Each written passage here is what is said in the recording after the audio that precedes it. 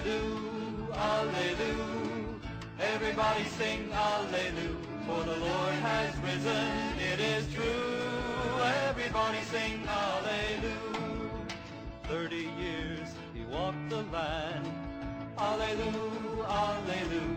To all in need he lent his hand.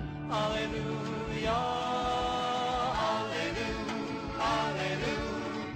Everybody sing. Hello, welcome to this playlist, which is devoted to a discussion and an analysis of the Second Vatican Council.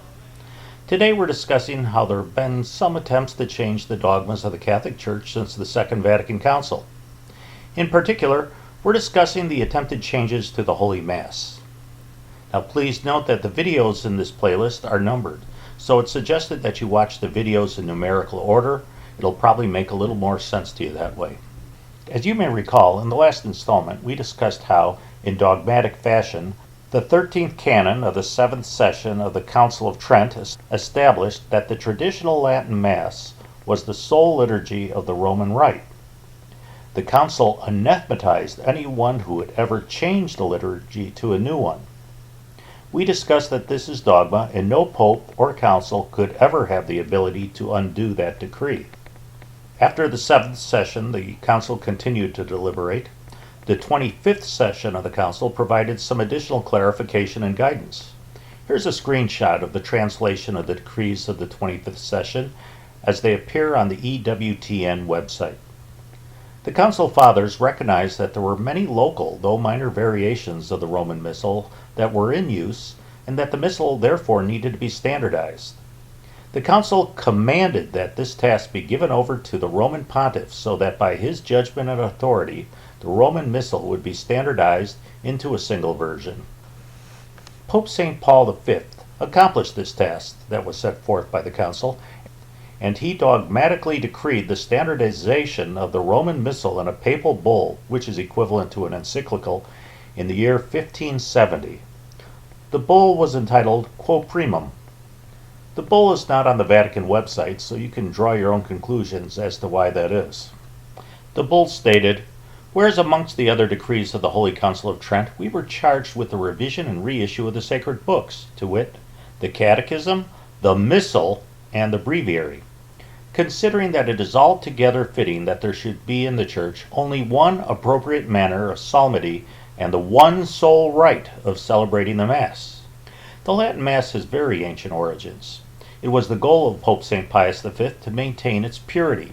He did this in a painstaking way by identifying and discarding the liturgical innovations that were added in certain dioceses and parishes. His bull continued, "We consulted the writing of ancient and approved authors who have bequeathed to us records relating to the said sacred rites, thus restored the Missal itself to the pristine form and rite of the Holy Fathers, that priests may know what prayers to use and what rites and ceremonies they are to observe henceforward in the celebration of Masses. It shall be unlawful henceforward and forever throughout the Christian world to sing or read Masses according to any formula other than that of this Missal published by us." The bull continues, "We specifically command each and every patriarch, administrator, and all other persons of whatsoever ecclesiastical dignity, or possessed of any other rank or preeminence, and we order them by virtue of holy obedience to sing or to read the Mass according to the rite and manner and norm herein laid down by us, and not to presume in celebrating the Mass to introduce any ceremonies or recite any prayers other than those contained in this Missal." Perhaps I did a poor job in my last video, and I might have left doubt in your mind as to whether the Church's dogma prohibits the introduction of any new formulas or new liturgies. I'm hopeful that this discussion will clarify things. The traditional Latin Mass is still the lawful universal liturgy of the Roman Rite. Any wholesale changes to it, especially suppressing it and replacing it with a novus ordo liturgy, is illicit.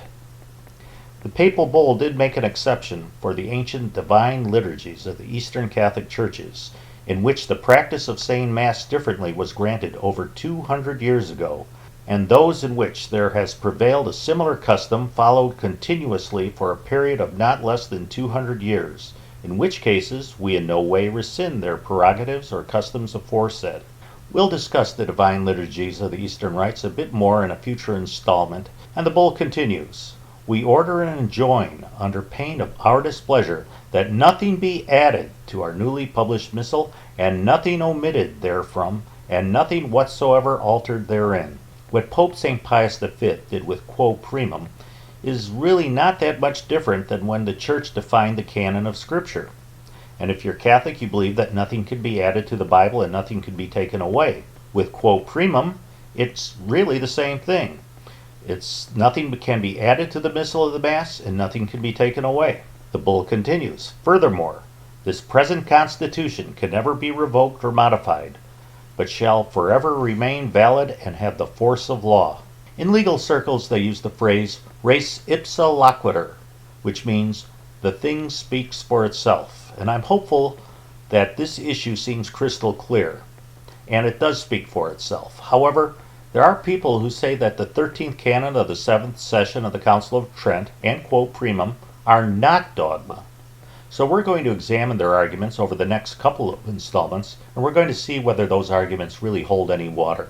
In the meantime, this Sunday, if you have a choice between driving 1 hour to a Latin Mass or just driving 5 or 10 minutes to a Novus Ordo Mass, please consider choosing the Latin Mass.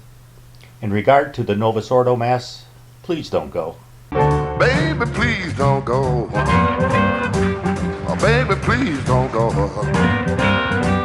Oh, baby, please don't go down to New Orleans. You know I love you so.